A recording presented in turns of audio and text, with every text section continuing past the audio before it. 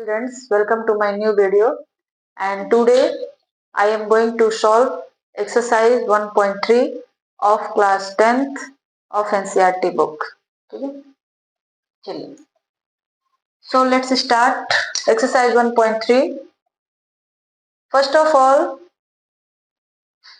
exercise 1.3 में हम लोग को सबसे पहले ये जानना जरूरी है what is rational number and what is irrational number. Clear? तो what is rational number? Rational number which is written in the form of p by q. A rational number is that number which is in the form of p by q. And what is irrational number which is not in the form of p by q. Clear है? Rational number की एक और definition होती है the number whose perfect square root is not possible. Clear है?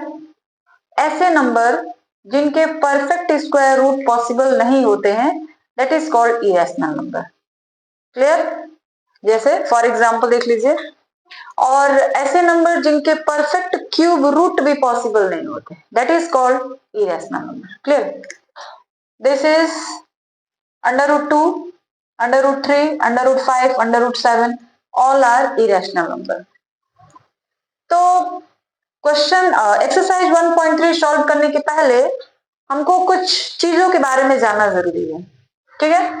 तो चलिए पहले हम लोग उसी चीज को जानने की कोशिश करते हैं, और इसमें एक जो हमारा है theorem number first, if p is a prime number then prove that √p is irrational number. इसमें ये कहा गया है कि जो p है, p any type of number, but p is a prime number. p कैसा नंबर है? Prime number. Now what is prime number? The prime number is that number which have only two factor, one and the number itself. And what is composite number?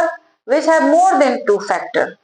इतनी सी बात समझ आ रही है आपको? ठीक है, चलिए अब तो p जो है प्राइम नंबर है जिसके केवल दो ही फैक्टर्स हैं. अब आपको प्रूफ करना है कि √p इज इरेशनल नंबर. जैसे ये सारी चीजें दी गई. 2 प्राइम नंबर है तो √2 क्या होगा? Irrational number. 3 एक प्राइम नंबर है तो √3 क्या होगा? Irrational number.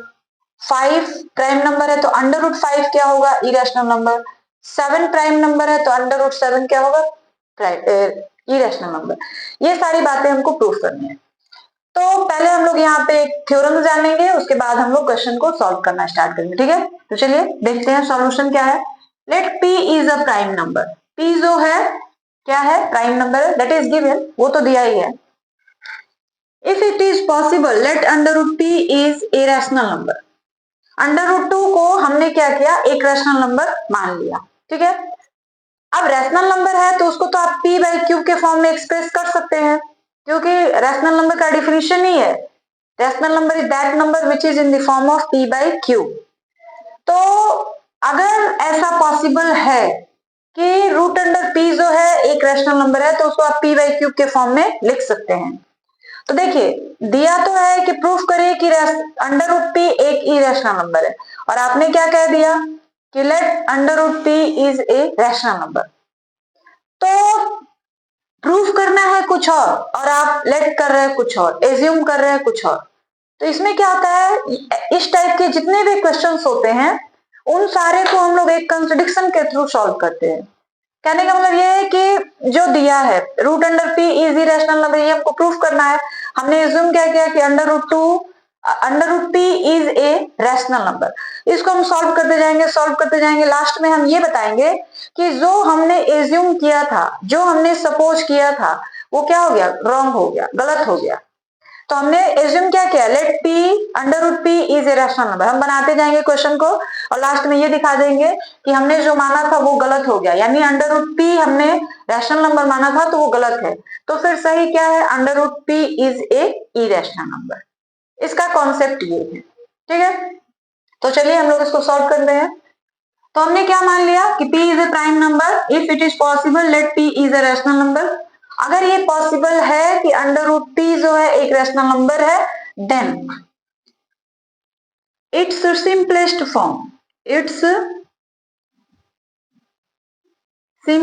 फॉर्म क्या हो जाएगा? √p is equal to m by n. m by n। Clear है? अगर ये पॉसिबल है कि अंडर रूट p एक रैशनल नंबर है, तो हमने मान लिया कि अंडर रूट p को हम m by n के फॉर्म में लिख सकते हैं। क्लियर? स्क्वायरिंग बोथ साइड, हम लोग यहीं पे लिख देते हैं squaring both side, both side. जब हम लोग दोनों तरफ स्क्वायर करेंगे तो हमको क्या मिलेगा? अंडर रूट p का square m by n square, it means p, क्योंकि कोई भी अंडर रूट वाले अगर नंबर्स होते हैं तो उनका हम जब स्क्वायर करते हैं तो वो नंबर हमको खुद मिल जाता है। So this is p and this is equal to m square by n square. Clear? हमने क्या कह दिया कि जो नंबर है उसको हमने दोनों तरफ क्या कर दिया? स्क्वायर कर दिया। तो हमारे पास क्या मिल गया? p is equal to m square by n square. अब क्रॉस मल्टीप्लीकेशन कर दीजिए तो क्या हो जाएगा? P n square is equal to m square. Clear है? दोनों तरफ स्क्वायर किया, उसके बाद क्रॉस मल्टीप्लीकेशन कर दिया and this is equation number first. ये जो है हमारा इक्वेशन नंबर फर्स्ट हो गया। अब देखिए, अगर हम p को यहां ला दें तो क्या बचेगा? N square is equal to m square by p. देखिएगा, n square is equal to m square by p. इतनी सी बात क्लियर है? क्लियर? अब इसका मतलब ये है कि जो p है वो m स्क्वायर को डिवाइड करता है। क्लियर है? सो p is p divide m square, so p also divide m। आ रही बात समझ में? p जो है m स्क्वायर को डिवाइड कर रहा है, तो p जो है वो केवल m को भी डिवाइड करेगा। फॉर एग्जाम्पल यहां पे देखिए थोड़ा सा, मान लीजिए ये 2 है और यह जो है 2 का स्क्वायर है। क्लियर है? तो 2 अगर 2 के स्क्वायर को डिवाइड कर रहा है तो 2 जो है वो केवल 2 को भी डिवाइड कर सकता है। ये बातें वही लिखी गई है। सो p divides m square and so p also divide m। p जो है m को भी डिवाइड कर सकता है। इतनी सी बात क्लियर है? इस हिसाब से हमने लिखा है कि n square is equal to m square by p. तो p जो है m स्क्वायर को डिवाइड कर रहा है, इसलिए p जो है वो m को भी डिवाइड करेगा। ठीक है?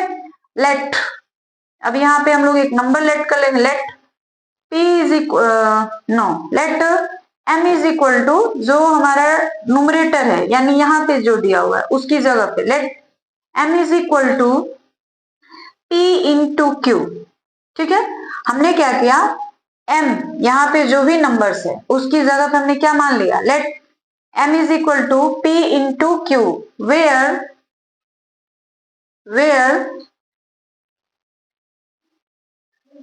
q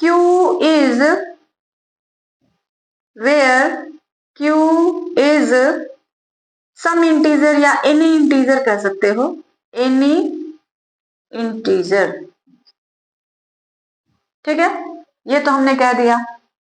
अब देखिए, m की वैल्यू जो है आपने इतना लेट कर लिया है, तो m की वैल्यू हम इक्वेशन नंबर पुट करेंगे। उसके बाद क्या मिलेगा हमको? इक्वेशन नंबर फर्स्ट यहाँ पर है तो हमने m की वैल्यू वहां पे रख दी, तो क्या हो गया? देखिए यहाँ पे p n square is equal to p square into cube square, तो क्या बचा हमारे पास? N square is equal to p cube square. ठीक है? यानी p जो है n स्क्वायर को डिवाइड कर सकता है ना। आप ऐसे तो लिख सकते हैं इसको, n square by P is equal two cube square, लिख सकते हैं कि नहीं? तो वही हम लिखेंगे, p डिवाइड्स, यहाँ पे भी s लगा लीजिए, p डिवाइड्स n स्क्वायर, सो p डिवाइड्स n। देखिए अब यहाँ पे क्या है, हमने पहले लेट क्या किया था कि under root p is equal to m by n, और p और m जो है सॉरी m और n जो है इनका जो कॉमन फैक्टर है वो केवल एक है, ठीक है। लेकिन अभी हमारे पास क्या आ गया कि p जो है m स्क्वायर को भी डिवाइड कर रहा है, यानी p m को भी डिवाइड कर रहा है, और p जो है n स्क्वायर को भी डिवाइड कर रहा है और p n को भी डिवाइड कर रहा है। अभी हमने कहा कि m और n में कॉमन फैक्टर केवल 1 है। अब यहाँ पे क्या हो गया, सो m और n का जो कॉमन फैक्टर है वो अभी हमको क्या मिल गया, n। अभी हमने यहाँ कहा कि ये सिंपलेस्ट फॉर्म में है। सिंपलेस्ट फॉर्म का मतलब हो गया कि p m और n का जो कॉमन फैक्टर है वो केवल 1 है, और हमारे पास क्या आ गया, so m and n have p is a common factor, आ गया ना। So m and n has p, m and n has p a common factor, common factor, it is a contradiction। अब जो contradiction क्रिएट हो रहा है वो यहां से हो रहा है, this is a contradiction, this is a contradiction,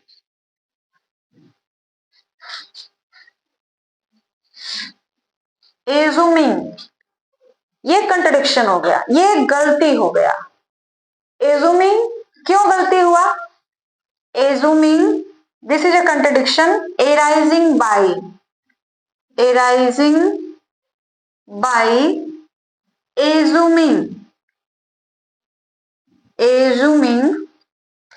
under root p as a rational number,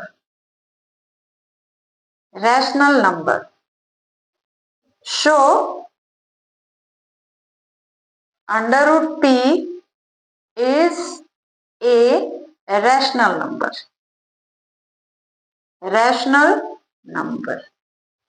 आई बात समझ में। देखिए कुछ है नहीं, पहले क्या था कि p is a prime number, हमने क्या किया कि अंडर रूट p को ही रैशनल नंबर प्रूफ करना है, तो हमने इसको मान लिया कि under root 2 is a rational number. देखिए अगर ऐसा पॉसिबल है तो हम अंडर रूट p को m बाई n के फॉर्म में लिख सकते हैं, और ये सिंपलेस्ट फॉर्म है। सिंपलेस्ट फॉर्म का मतलब हो गया m and n have only common factor 1। आप चाहो तो यहां लिख सकते हो m and n has common factor only one, तभी तो ये सिंपलेस्ट फॉर्म में है कि उनका जो कॉमन फैक्टर है वो केवल 1 है। अब लास्ट में हमने दिखा दिया कि जो m और n है उसका कॉमन फैक्टर एक हमको p भी मिल जा रहा है, तो ये हमारी गलती हो गई। तो गलत हो गया यानी जो हमारा एजम्पशन था वो भी गलत हो गया। हमने क्या एज्यूम किया था कि under root p is a rational number, यही एज्यूम किया था, तो फिर वो भी गलत हो गया। तो फिर राइट क्या हुआ कि under root p is a irrational number. Clear है। तो देखिए अब इसी तरह से, बिल्कुल इसी तरीके से under root 2, under root 3, under root 5, under root 7 को हम लोग इरेशनल नंबर प्रूफ करेंगे। आ रही बात समझ में, बिल्कुल इसी तरीके से, ठीक है। तो चलिए हम लोग इसको प्रूफ करते हैं। चलिए जैसे ये बना है बिल्कुल इसी तरीके से under root 2, under root 3, under root 5 and under root 7 को हमको प्रूफ करना है कि इज ए इरेशनल नंबर। तो जैसे देखिए चलिए हम लोग प्रूफ करते हैं। Prove that under root 2 is a irrational number. Clear है। बिल्कुल जो आपने ये थ्योरम किया है बिल्कुल इसी की तरह करना है, ठीक है। तो हम लोग यहाँ पे जो थ्योरम आपने अभी पढ़ा है बिल्कुल उसी के आधार पे करना है। तो देखिए let under root 2 is a, देखिए यहाँ पे आपने क्या कहा था, under root p is a rational number, तो हम लोग जो दिया है उसको मान लेंगे। Let under root 2 is a rational number and it's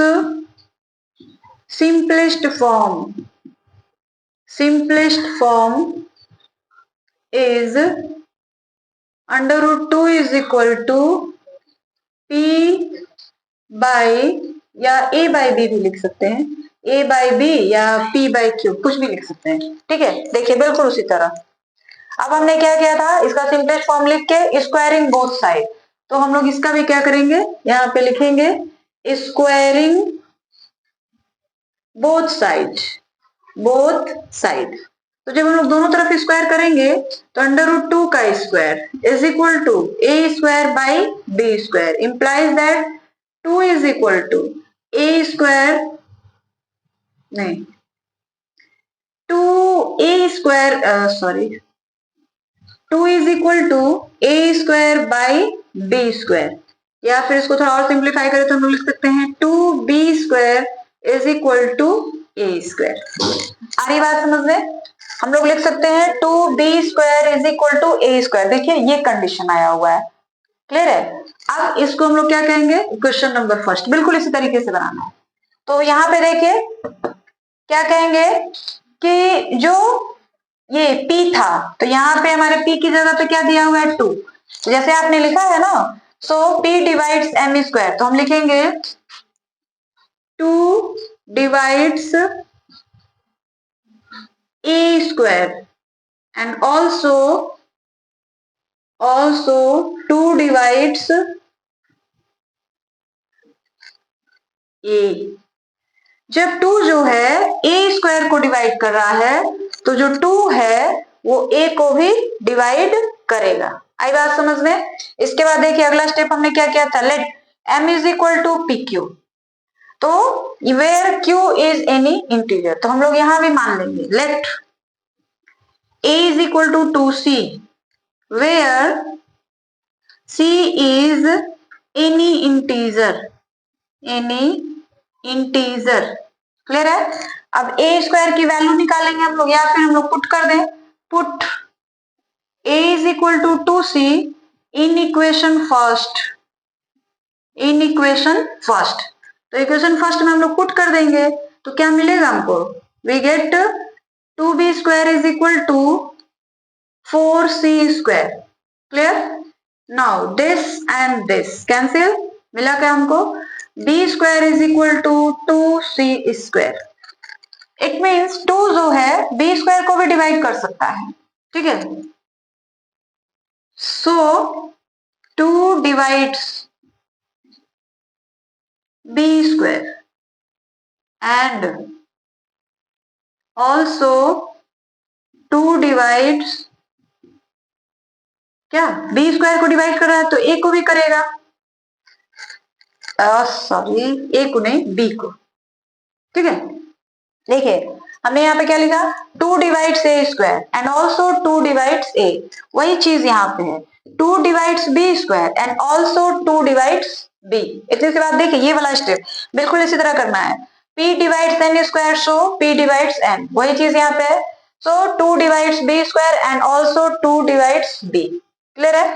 तो अब जो है पहले a और b का कॉमन फैक्टर क्या था, 1 था, लेकिन अभी यहाँ पे आपने लिखा है 2 divides a square, 2 divides a, यहाँ पे आपने लिखा है 2 divides b square, 2 divides b, यानी a और b का जो कॉमन फैक्टर है वो 1 नहीं है, क्या मिल गया है, 2 मिल गया है। सो 2 is common factor of a and b। ए और बी का जो कॉमन फैक्टर है वो क्या मिल गया, पहले तो आपने कहा था कि 1 है, लेकिन अब क्योंकि आपने कहा था ना and it's simplest form is a by b, मतलब a और b का जो कॉमन फैक्टर है वो केवल 1 है, आपने यहाँ पे दिखा दिया कि a और b का जो कॉमन फैक्टर है वो क्या हो गया, 2 हो गया, तो फिर ये आपकी गलती हो गई। और ये क्यों गलती हुई, क्यों एराइज हुआ, तो लिखेंगे this is a contradiction, this is a contradiction, this is a contradiction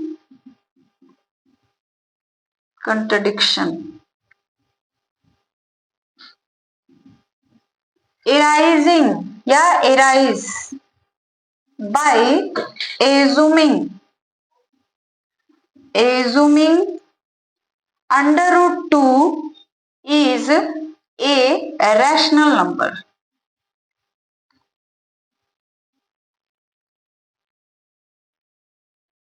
m under root 2 is a rational number, hence under root 2 is a irrational number।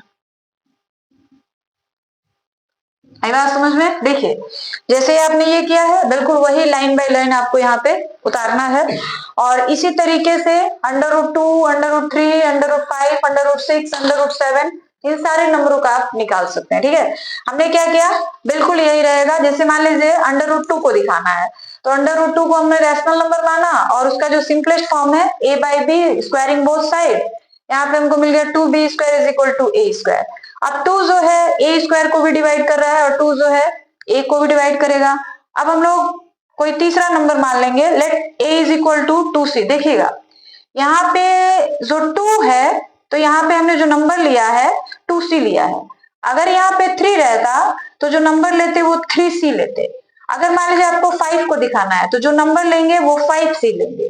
अगर मान लीजिए आपको 7 को दिखाना है, अंडर रूट 7 को इरेशनल दिखाना है तो a इज इक्वल टू आप 7c एज्यूम करेंगे। ठीक है, तो जिसको आपको इरेशनल दिखाना है ये जो आप लेट करेंगे a is equal to that number. जैसे अगर अंडर रूट 2 को दिखाना था तो हमने 2c ले लिया, अंडर रूट 3 को दिखाना रहेगा तो 3c ले लेंगे, अंडर रूट 5 को दिखाना रहेगा तो 5c ले लेंगे, अंडर रूट 7 को दिखाना रहेगा तो 7c ले लेंगे। ठीक है, और पुट ये हमने वहां पे रख के दिखा दिया कि जो 2 है बी स्क्वायर को डिवाइड कर रहा है, यानी 2 जो है बी को भी डिवाइड कर रहा है। तो आपको क्या मिला कि 2 a को भी डिवाइड कर रहा है और 2 b को भी डिवाइड कर रहा है। इसका मतलब है कि a और b का जो कॉमन फैक्टर है वो 2 भी आ जा रहा है। दिस इज अ कंट्राडिक्शन, यही एक गलती हुई है। और ये गलती क्यों एराइज हुई है? क्योंकि हमने अंडर रूट 2 को क्या मान लिया था, रैशनल नंबर मान लिया था। इसका मतलब जो हम लोग माने थे वो क्या हो गया, गलत हो गया। तो सही क्या है, hence under root 2 is a irrational number. Clear है? अब इसी तरीके से आप बिल्कुल इन सारे नंबरों को भी प्रूफ कर सकते हैं कि under root 3, under root 5, under root 7 is a irrational number. ठीक है, सो स्टूडेंट्स अब हम लोग थ्योरम नंबर 2 देखेंगे और इस थ्योरम के हेल्प से हम लोग दूसरे टाइप के क्वेश्चंस को सॉल्व करेंगे। देखिए थ्योरम नंबर 2 जो है, if a is a rational number and under root b is a irrational number, then prove that a plus under root b is a irrational number। तो देखिए इन तरह के मतलब इस टाइप के क्वेश्चंस को सॉल्व करने के लिए हम लोग क्या करेंगे, देखिएगा late a be a rational number and under root b is a irrational number।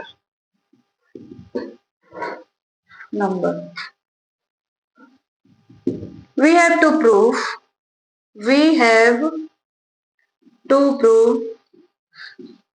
that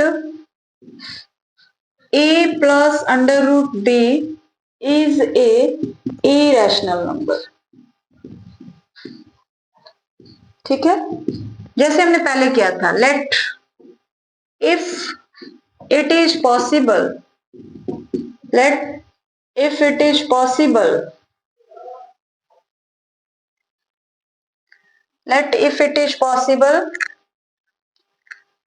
a plus under root b is irrational number। अगर ऐसा पॉसिबल है तो हम लोग a plus b under root b को एक रैशनल नंबर मान लेते हैं। ठीक है, और a को तो आपने पहले ही रैशनल नंबर मान लिया है। Let if it is possible a plus under root b is a rational number, और a जो है हमारा पहले से रैशनल नंबर है। ठीक है, तो अब हम लोग क्या करेंगे, यह भी एक रैशनल नंबर है और यह भी एक रैशनल नंबर है। Then a plus under root b minus a is also a rational number। क्यों? क्योंकि अगर दो रैशनल नंबर को आप डिफरेंस कर रहे हैं, घटा रहे हैं, तो जो हमको मिलेगा वो अभी क्या होगा, रैशनल नंबर होगा। तो उस हिसाब से जो अब हमको मिलेगा a it will be cancel, what is remainder b is a rational number। Rational number. देखिए, दो रैशनल नंबर का जो डिफरेंस होता है वह भी एक रैशनल नंबर होता है, तो हमने दोनों को घटा दिया तो जो आया है वह भी क्या होना चाहिए, रैशनल नंबर होना चाहिए। लेकिन हमारे क्वेश्चन में क्या दिया है, b is a irrational number. आ रही बात समझ में? तो यहाँ पे अब गलती हो गई, it is a contradiction. This is a contradiction arising by assuming। क्यों एराइज हुआ? क्योंकि हमने a plus under root b को क्या मान लिया था, रैशनल नंबर मान लिया था। Assuming a plus under root b as a rational number. ये क्यों एराइज हुआ? क्योंकि हमने a plus under root b को क्या मान लिया था, रैशनल नंबर मान लिया था। So a plus under root b is a irrational number. आई बात समझ में? देखिए क्या है, ए को हमने रैशनल नंबर मान लिया है, और अगर पॉसिबल हो तो इसको भी हमने क्या मान लिया है, रैशनल नंबर। क्योंकि दिया ही है कि आप प्रूफ करिए कि ये इरेशनल नंबर है, तो इसको भी हमने रैशनल मान लिया। अब एक दो रैशनल नंबर को जब हम लोग घटाएंगे, सब्ट्रैक्ट करेंगे, तो जो आएगा वो भी कैसा नंबर होना चाहिए, रैशनल नंबर। तो हमारे पास घटाने के बाद क्या मिला है, under root d is a rational number होना चाहिए ऐसा। बट क्या हुआ है, ये तो पहले ही दे दिया है कि under root b is a irrational number. This is a contradiction arising by assuming a plus under root b as a rational number, hence सो ना लिखे, hence a plus under root b is a irrational number। Clear है? इसी तरीके से हम लोग एक example देख सकते हैं। जैसे मान लीजिए आपको दे दिया जाए, आप प्रूफ करिए, यहाँ पे prove that 6 plus under root 2 is a irrational number. ठीक है, तो बिल्कुल इसी तरह आपको करना है। ठीक है, तो देख लीजिए, let 6 plus under root 2 is a rational number. हमने मान लिया कि 6 प्लस अंडर रूट 2 जो है वो क्या है, रैशनल नंबर है। ठीक है, 6 तो रैशनल नंबर है, but under root 2 irrational number है, ये तो हमको पता है। तो हम लोग क्या करेंगे, and 6 is a rational number. जिसको इरेशनल प्रूफ करना है उसको भी हमने रैशनल कह दिया, और 6 तो ऑलरेडी रैशनल नंबर ही है। तो दोनों का जब डिफरेंस लेंगे, 6 plus under root 2 minus 6 is also a rational number. ठीक है, अब ये कंट्रडिक्शन हो गया, ये भी रैशनल होना चाहिए, but this is a irrational number. Rational number ये भी होना चाहिए था, rational number, but this is a contradiction.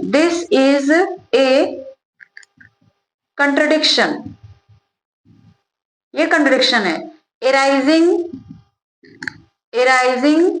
by assuming। क्यों ये कंट्रडिक्शन क्रिएट हुआ?